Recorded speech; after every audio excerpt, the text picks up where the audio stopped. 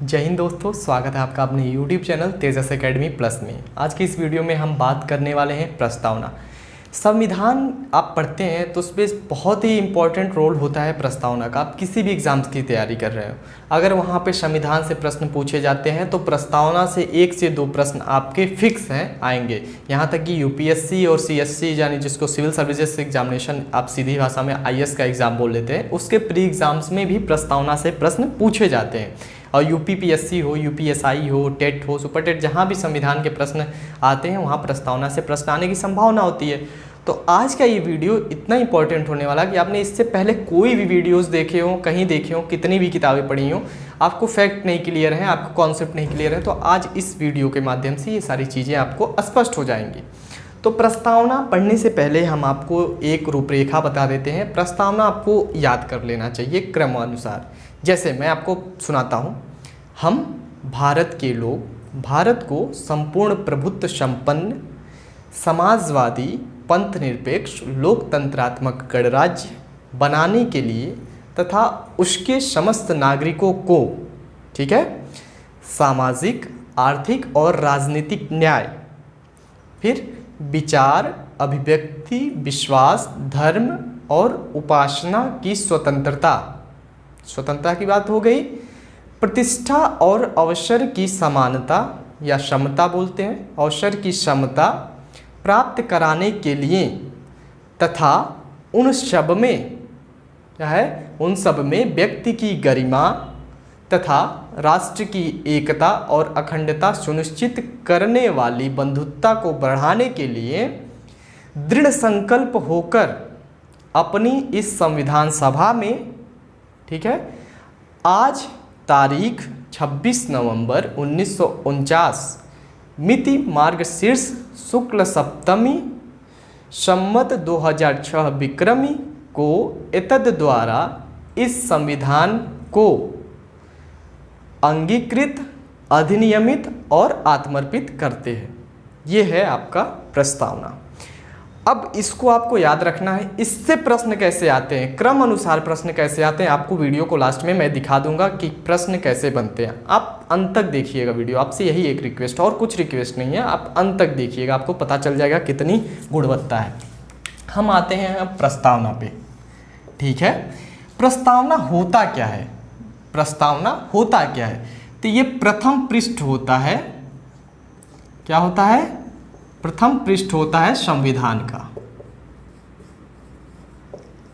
इसको संविधान का प्रथम पृष्ठ बोला जाता है, यानी ये प्रथम पृष्ठ होता है। वहीं अनुसूची को जानते हैं तो वो अंतिम पृष्ठ होता है। संविधान के अंतिम में अनुसूचियां होती हैं, प्रथम पृष्ठ होता है प्रस्तावना, ठीक। अब आते हैं हम नेक्स्ट पॉइंट, प्रस्तावना के बारे में जानने के लिए। जैसा कि प्रस्तावना में मैंने शब्दों को बताया आपको, इसमें संशोधन की बात पहले कर लेते हैं। इसमें एक बार संशोधन हुआ है। कितनी बार? एक बार संशोधन। ये संशोधन कब हुआ है? ये संशोधन हुआ है 1976। कौन सा संशोधन? 42वां संविधान संशोधन। 42वां संविधान संशोधन, ठीक है। चलिए, अब 42वां संविधान संशोधन हुआ है तो इसमें 3 शब्दों को जोड़ा गया है। कौन कौन से शब्द थे? समाजवादी, ठीक, पंथ निरपेक्ष, ठीक है, और एक था अखंडता। क्या था? अखंडता। ये 3 शब्द जोड़े गए। ये 42वां संविधान संशोधन द्वारा सभी थे, तीनों, ये भी, ठीक है। लेकिन यहां से एक थोड़ा सा जटिल प्रश्न भी बन जाता है। ये 42वां संविधान संशोधन द्वारा, ये द्वारा हुआ, तिथि क्या थी? तो ये 2 जनवरी 1977। ये आपको कहीं जल्दी मिलेगा नहीं, लेकिन आप एक फैक्ट याद रखिएगा, 1977 को जोड़ा गया। कब जोड़ा गया? 1977। ये हो गया आपका 3 जनवरी 1977 को प्रस्तावना में जोड़ा गया, ये भी 3 जनवरी को जोड़ा गया। ठीक है, तो आपको ये ध्यान रखना है, समाजवादी, पंथ निरपेक्ष और अखंडता तीनों तो 42वें संविधान संशोधन द्वारा ही जोड़े गए हैं, लेकिन इनको प्रस्तावना में जोड़ने की तिथि है ये अलग अलग है। एक जो आपका समाजवाद शब्द है, समाजवादी, ये 2 जनवरी 1977 को जोड़ा गया है, 3 जनवरी 1977 को जोड़ा गया आपका पंथ निरपेक्ष, और 3 जनवरी 1977 को जोड़ा गया है आपकी अखंडता शब्द। ये तीनों शब्दों को केवल एक बार संविधान में प्रस्तावना में संशोधन हुआ है। अब हम इस पे और कुछ पॉइंट देखते हैं। देखिए, जो प्रस्तावना में संशोधन होता है किस बहुमत से होता है? ये विशेष बहुमत से होता है। विशेष बहुमत, जो भी चीज़ें यहाँ पे मैं लिखूंगा वो आप नोट कर लीजिएगा, समझ लीजिएगा। विशेष बहुमत से संशोधन होगा, साधारण बहुमत नहीं। आपको बहुमत की प्रक्रिया नहीं पता है कि साधारण और विशेष बहुमत में अंतर क्या होता है, तो उसके लिए मैंने प्लेलिस्ट में वीडियो बना रखी है, आप देख सकते हो वहाँ पे। तो विशेष बहुमत से संविधान सभा बोल रहा हूँ, प्रस्तावना में संशोधन होता है। अब आते हैं कुछ वाद पे। वाद क्या? संविधान में प्रस्तावना से जुड़े कुछ वाद हैं, विवाद हैं, जिसको वाद बोला जाता है। इसमें पहला वाद आता है आपका 1960 का बेरुवारी वाद। बेरुवारी वाद, ठीक है। तो इसमें सुप्रीम कोर्ट ने क्या बोला था कि प्रस्तावना संविधान का अंग नहीं है। प्रस्तावना संविधान का अंग नहीं है। क्या नहीं है? संविधान का अंग नहीं है। देखिए, ये 1960 की बात कर रहा हूं मैं, बेरुवारीवाद में। ये जो संविधान है उसको जानने की एक कुंजी है। यहाँ पे स्टेटमेंट था सुप्रीम कोर्ट का 1960 में, यानी प्रस्तावना संविधान का अंग नहीं है। किस वाद में ये बात आई? ये बेरुवारीवाद था 1960, ठीक है। अब इसके बाद एक और वाद आया, ये बहुत ही फेमस है, आप भी जानते होंगे, केशवानंद भारती।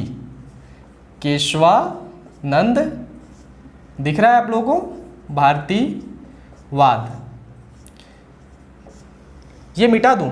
आप लोग लिख लीजिए, मैं मिटा देता हूं इसको, थोड़ा सा स्पेस मिल जाएगा।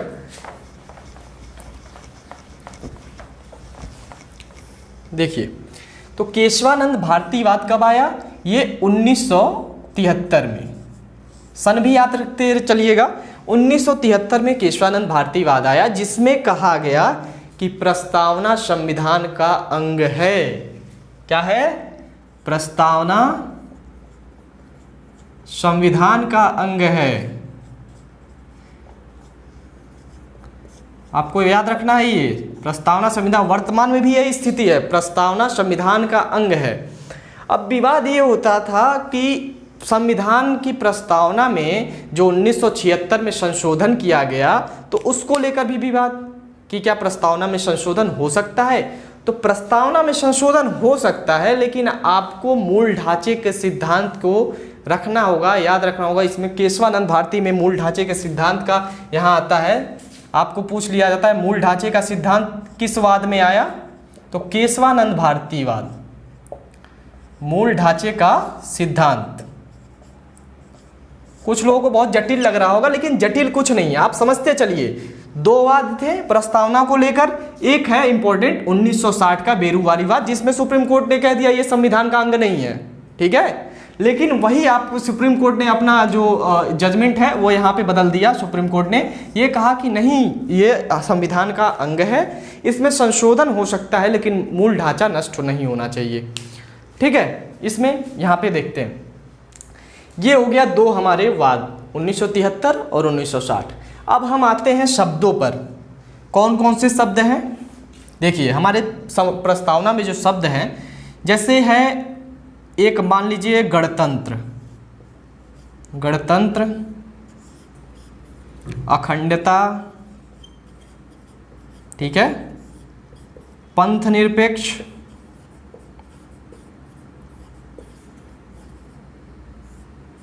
ठीक है, और 3 ये हो गए, और संप्रभु, संप्रभुत्व जिसको बोलते हैं, ये जो इम्पोर्टेंट वर्ड्स हैं इसको मैं समझा देता हूँ। ये होता क्या है?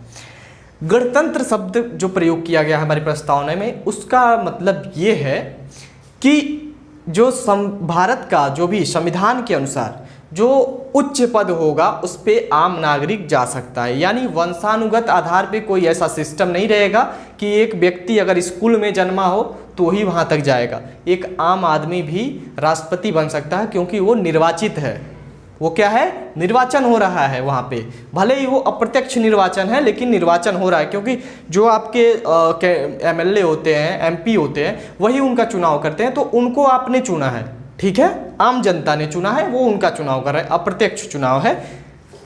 तो इस आधार पे जो राष्ट्राध्यक्ष होगा वो आम व्यक्ति बन सकता है। ये गणतंत्र का मूल मंत्र होता है। बात करते हैं अखंडता। अखंडता की बात क्या होती है कि इस देश का विखंडन नहीं होगा। ये नहीं कि पता चला कल को पंजाब कह रहा है खालिस्तान की मांग चल रही है, लोग वहाँ पे खालिस्तान नागालैंड की बात करते हैं, तो ये अलग होके एक देश नहीं बना सकते हैं। अखंड मतलब जिसका खंडन ना किया जा सके, वो हो गया अखंड। नेक्स्ट है हमारा पंथ निरपेक्ष। पंथ निरपेक्ष का मतलब क्या होगा कि सभी धर्मों के साथ समान भाव होगा। देखिए यहाँ पे धर्मनिरपेक्ष शब्द नहीं है, पंथ निरपेक्ष है। धर्मनिरपेक्ष जो पश्चिमी देशों में है और जो भारत में पंथ निरपेक्ष है, दोनों भिन्न है। इस पे मैं एक सेपरेट वीडियो बनाने वाला हूँ, आज या कल में आपको एक वीडियो दे दूंगा कि भारत की जो पंथ निरपेक्षता है और जो पश्चिमी देशों की धर्मनिरपेक्षता है कितनी भिन्न है। तो पंथ निरपेक्ष ये होगा कि किसी धर्म को विशेष बढ़ावा नहीं दिया जाएगा, जैसे आर्थिक आधार पे, शिक्षा में, इन सब राजनीति के आधार में बढ़ावा नहीं दिया जाए किसी एक धर्म को, ठीक है। लेकिन सभी धर्मों के साथ समान व्यवहार किया जाएगा। सभी धर्मों के साथ समान व्यवहार किया जाएगा, ऐसा नहीं है किसी के साथ भेदभाव किया जाएगा। सभी धर्मों के साथ समान व्यवहार, जैसे कोई व्यक्ति है, मैं जैसे यहाँ पे मैं एक इसको क्या बोलते हैं, सर्पसूत्र बोलते हैं, ऐसे धारण करके मैं ऑफिस जा सकता हूँ, संसद में जा सकता हूँ।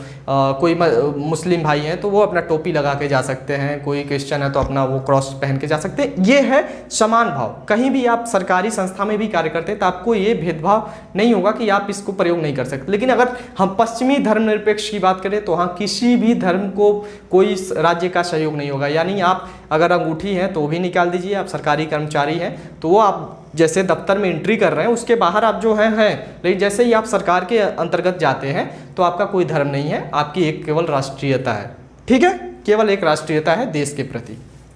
तो इसके बारे में हम बात करेंगे डिटेल में। और संप्रभुत्व की बात क्या होती है, जैसे कोई संप्रभुता की बात करता है तो हम देश की बात करें, भारत की बात करें, तो हमारे भारत से जुड़ा कोई भी निर्णय होगा तो उसमें किसी विदेशी का हस्तक्षेप नहीं होगा, किसी विदेशी राष्ट्र का दबाव नहीं होगा। हम स्वयं के प्रभु होंगे। स्वप्रभुत्व का मतलब क्या होता है? हम स्वयं के प्रभु, जो भारत के लोग हैं वो स्वयं के प्रभु होंगे। निर्णय अपना किसी से प्रभावित होकर, पूर्वाग्रह से ग्रसित होकर नहीं लेंगे। हम ये नहीं कि ब्रिटिश लोग दबाव डालेंगे कि नहीं भाई ये काम करो, चाइना से तुम चाहे कश्मीर का मुद्दा लीजिए, पाक और कश्मीर का जो मुद्दा है उसको लेके चाइना और ब्रिटेन आता है, कहता नहीं भाई तुम ज़बरदस्ती दे दो, पाक ऑक्युपाइड कश्मीर दे दो भाई। तो ऐसे थोड़े होता है, हम संप्रभु हैं, हमारी जो इच्छा होगी हम अपने हिसाब से निर्णय लेंगे। तो ये होती है संप्रभुता।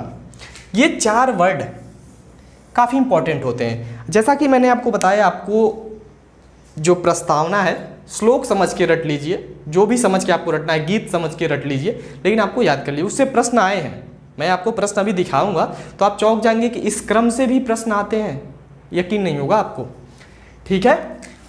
तो प्रस्तावना की ये सारी बातें आपको मैंने बता दी। अब देखिए प्रस्तावना के बारे में कुछ छोटे छोटे फैक्ट हैं वो बताता हूँ।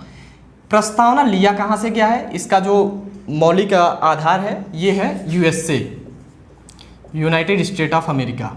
इसकी भाषा के बारे में बात कर लेते हैं। इसकी जो भाषा है ना, हम भारत के लोग, ठीक है, be the people of India, तो ये है ऑस्ट्रेलिया से लिया गया है।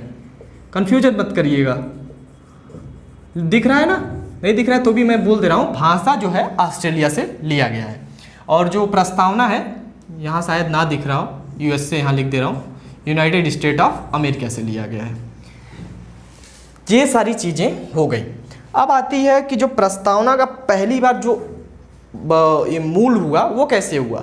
तो जो उद्देश्य प्रस्ताव था उद्देश्य प्रस्ताव, अब कहाँ लिखूं, चलिए यहाँ से लाते हैं, यहाँ उद्देश्य प्रस्ताव, नेहरू जी के द्वारा उद्देश्य प्रस्ताव जो रखा गया था वो 13 दिसंबर 1946 को, क्या भाई 1946 को रखा गया, जो पारित हुआ था 22 जनवरी 1947 को, 22 जनवरी 1947 में ये पारित हो गया।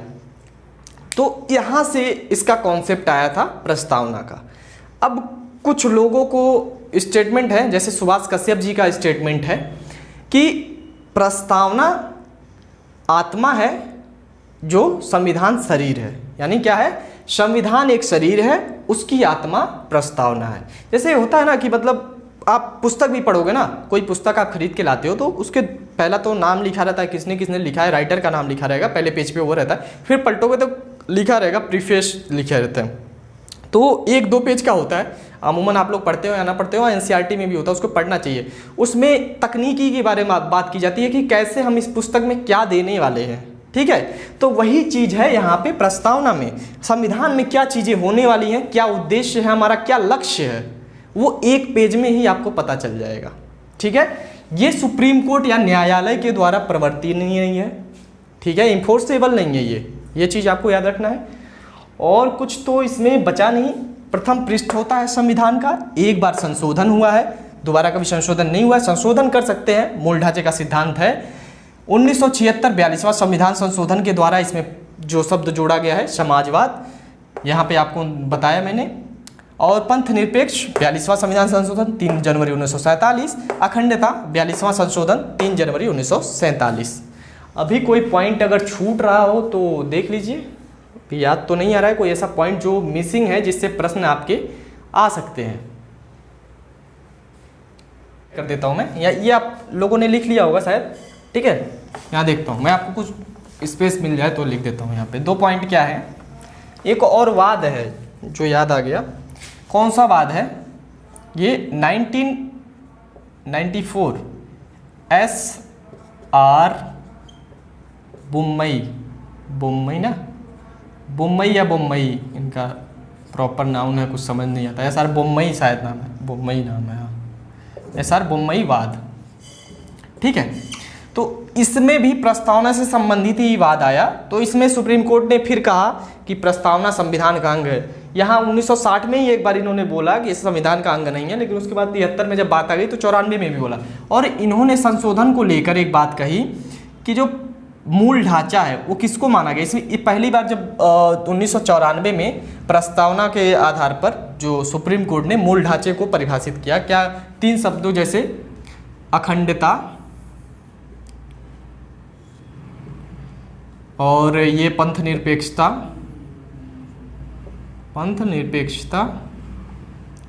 अखंडता, पंथ निरपेक्षता और राष्ट्र की एकता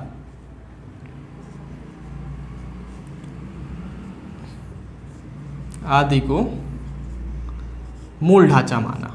क्या माना, मूल ढांचा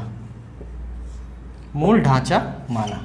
यानी 1994 में पहला एक वाद था SR बुम्मई वाद, जिसमें सुप्रीम कोर्ट ने प्रस्तावना के अखंडता, पंथ निरपेक्षता, राष्ट्र की एकता आदि को मूल ढांचा माना।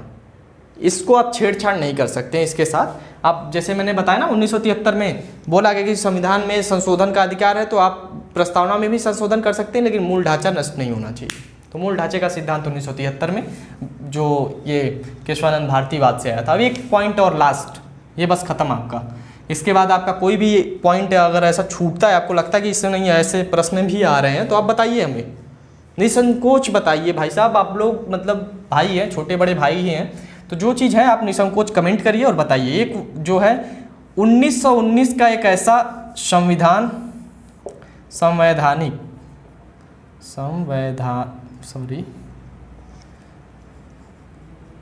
संवैधानिक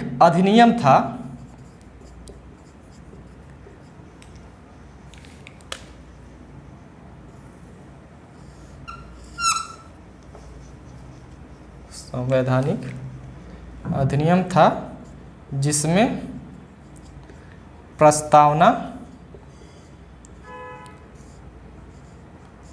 पहली बार उल्लेख मिलता है।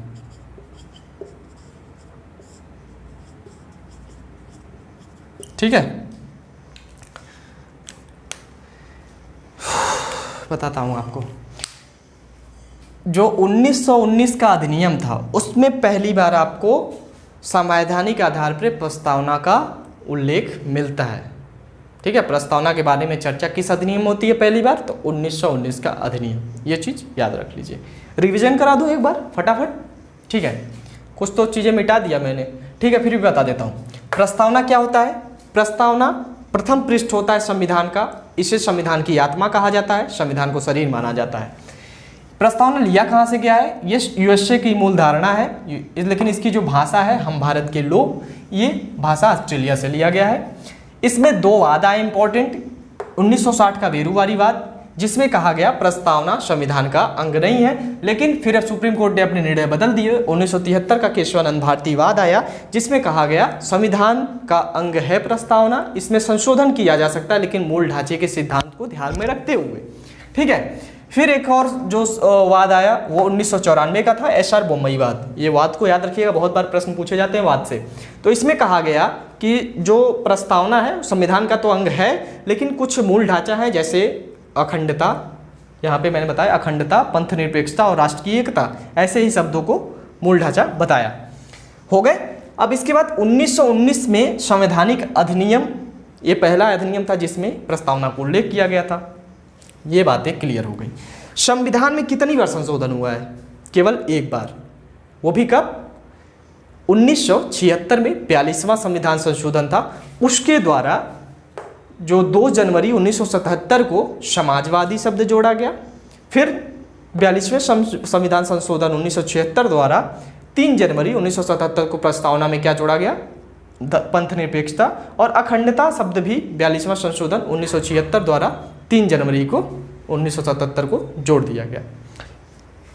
सॉरी, ये पॉइंट हो गए।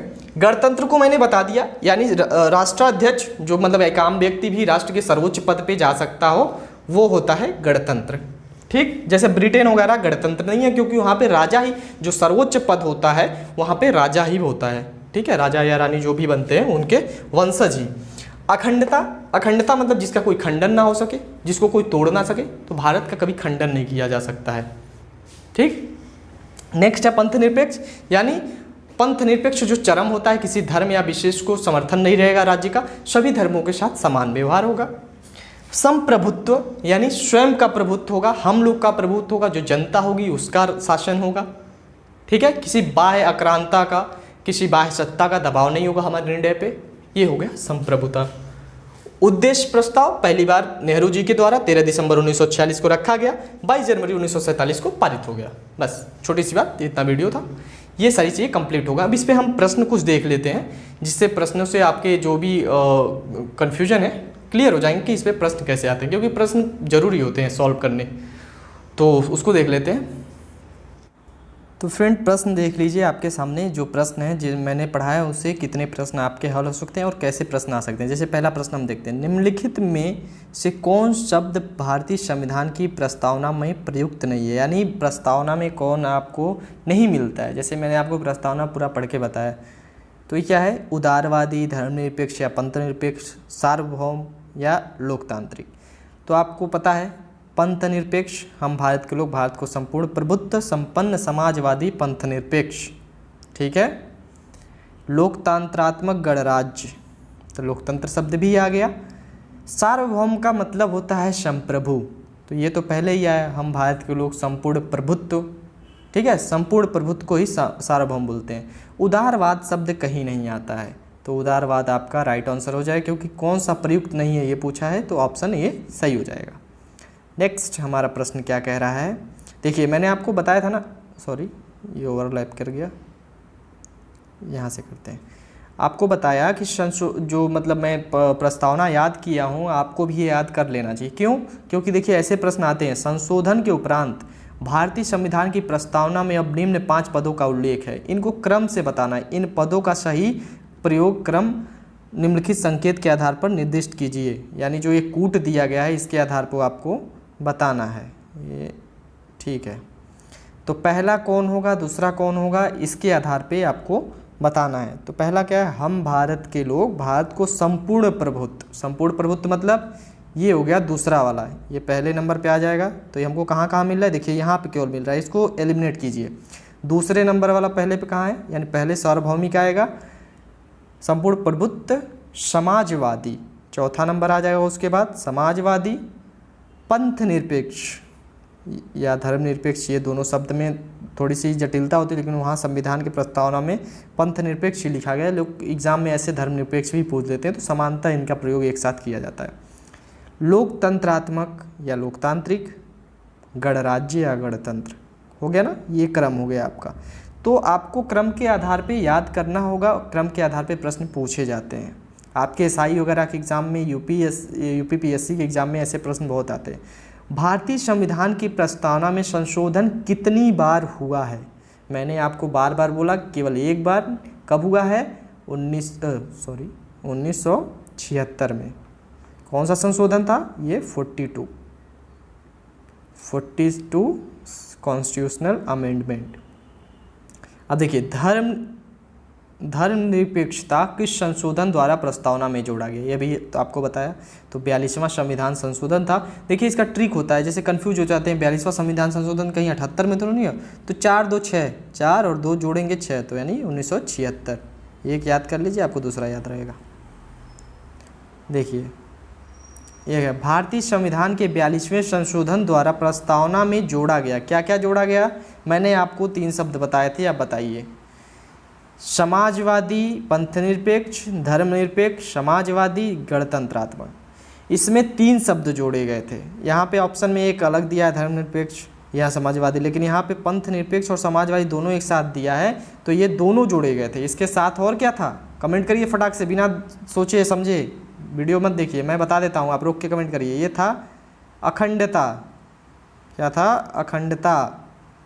ठीक है, नेक्स्ट हम देखते हैं, संविधान की मूल प्रस्तावना में वर्णित शब्द है। क्या वर्णित शब्द है?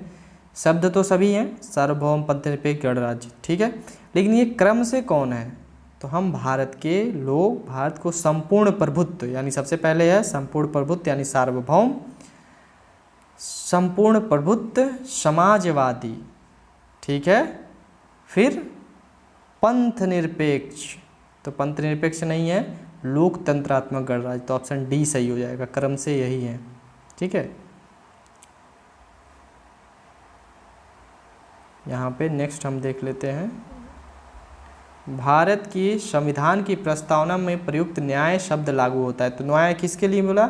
सामाजिक, राजनीतिक और आर्थिक। ये आपको जब तक प्रस्तावना याद नहीं होगा, ये प्रश्न आपसे नहीं हल होगा, आपको प्रस्तावना याद कर लेना है। आप लोग सोच रहे होंगे कि कैसे, मतलब ये हो रहा है, तो जैसे मैं आपको पढ़ के बताता हूँ, मतलब जो याद है, हम भारत के लोग भारत को संपूर्ण प्रभुत्व, संपन्न, समाजवादी, पंथ निरपेक्ष, लोकतंत्रात्मक गणराज्य बनाने के लिए तथा उसके समस्त नागरिकों को, ठीक है, रुकिएगा, सामाजिक, राजनीतिक तथा आर्थिक न्याय, मैंने बोला ना आर्थिक न्याय, उसके बाद आता है विचार, अभिव्यक्ति, विश्वास, धर्म और उपासना की स्वतंत्रता। 5 चीज़ों की स्वतंत्रता है, 3 चीज़ों के लिए न्याय है, सामाजिक, राजनीतिक और आर्थिक न्याय, ठीक। नेक्स्ट हम देख लेते हैं, ये क्या कह रहे हैं, ये निम्नलिखित में से किसके द्वारा भारत की संविधान सभा उद्देश्य प्रस्ताव प्रस्तुत किया गया था? किसके द्वारा प्रस्तुत किया गया था? तो डॉक्टर जवाहरलाल नेहरू के द्वारा, डॉक्टर जवाहरलाल नेहरू के द्वारा। आपको बताया मैंने, डेट बता दीजिए, कमेंट में डेट करिए तुरंत फटाक से, कौन सी डेट को प्रस्तुत किया गया था। ये प्रश्न देखिए, भारत एक गणतंत्र है, कारण क्या है? मैंने गणतंत्र की परिभाषा बताया ना, भारत में न्यायिक पुनरीक्षण और न्यायिक सर्वोच्चता का प्रधान है, गलत। यह लिखित संविधान है जिसका निर्माण जनता के नाम से हुआ है, गलत। भारत में राष्ट्राध्यक्ष एक निर्वाचित पद है, इसलिए इसका निर्वाचन होता है राष्ट्राध्यक्ष। आप भी राष्ट्रपति बन सकते हैं, ठीक है, एक आम व्यक्ति भी राष्ट्रपति बन सकता है, कोई वो राजा का बेटा हो ऐसा नहीं है, ब्रिटेन की तरह, ठीक है। तो ये प्रश्न थे जिसे मैंने बता दिया, आपको एक आइडिया लग गया प्रश्न कैसे आएंगे प्रस्तावना पढ़ने के बाद। अगर आपके कोई प्रश्न सॉल्व नहीं होते हैं तो आप कमेंट करिए कि ये प्रश्न नहीं सॉल्व हो रहे हैं, ठीक है, आप प्रस्तावना रट लीजिए, अभी मोबाइल से डाउनलोड कीजिए प्रस्तावना, उसको रट जाइए। क्रम से प्रश्न आएंगे, पक्का कह रहा हूँ, प्रश्नों की संख्या बढ़ाने के लिए ऐसे ही प्रश्न आते हैं एग्ज़ाम में। ठीक है, तो वीडियो अच्छा लगा हो तो लाइक करिएगा, अपने दोस्तों और मित्रों को शेयर कीजिएगा कि ऐसी भी आपको स्टडी मटेरियल इस चैनल पे मिल रहे हैं। आपको यहाँ पे पॉलिटी इतनी अच्छी तरीके से पढ़ाई जाएगी, आप नींद में भी कहेंगे मुझे पॉलिटी आ रहा है, कोई पूछेगा नींद में भी तो आप बता सकते हैं। ठीक है, तो मिलते हैं नेक्स्ट वीडियो में। वीडियो देखने के लिए धन्यवाद। जय हिंद।